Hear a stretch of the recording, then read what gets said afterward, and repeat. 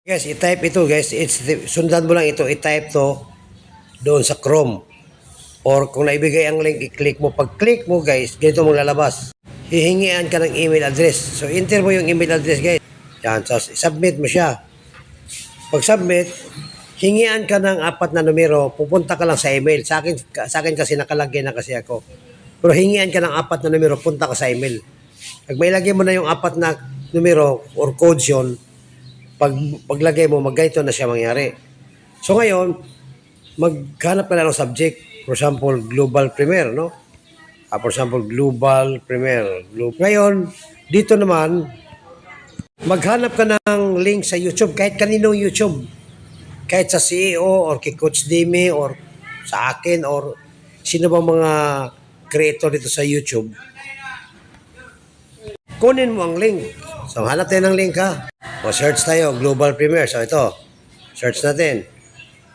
O, ito ha. Ito, hindi to aking video ha. Kang Coach EJ to. Pwede rin to ha. Kaya, halimbawa, no? Kunin mo ito ang link. Tapos ng aming So, paano launch. paggawa sa link? Dito Nasa ka pre-launch share. pa lang kami ngayon at pwede Tapos ka nang i-click mo gumawa itong ng libreng copy link, account. Kung gusto mo pang kumita ng mas Link, marami, pwede mong share, gamitin ang iyong copy link. referral link Okay. at i-promote ang aming Okay, so i-paste mo lang yung address dito. Kahit kaninong YouTube ha.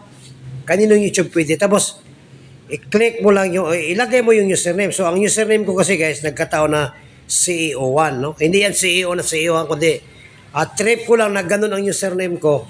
So, pwede rin, basta ang ilagay nyo, username nyo. Tapos, i-click na create landing page. Magkaroon ka na ng landing page ngayon.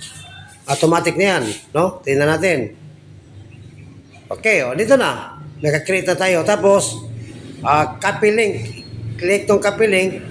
Tapos, okay. Tapos, punta ka sa Facebook. Tapos, i-paste mo. Tapos, i-next mo.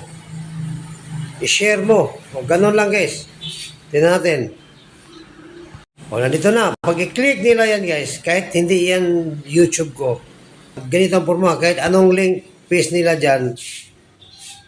Kahit alam mo anong ba paste na merong sa'yo pa rin mapupunta talaga yan. Kahit anong link nila. Okay, so ito na. Kahit pag-register sila, username mo pa rin ang lalabas dito. Username dito. Dito, di ba? Username ko. Pag username nyo, username pa rin ang lalabas. Okay. So guys, by the way, thank you ni Coach CJ Christian na nagturo sa amin dito. Okay, so thank you very much. Mabilis, i-copy paste mo ito. Tapos, halimbawa, post ka sa Facebook, paste mo siya, palitan mo na lang ng username.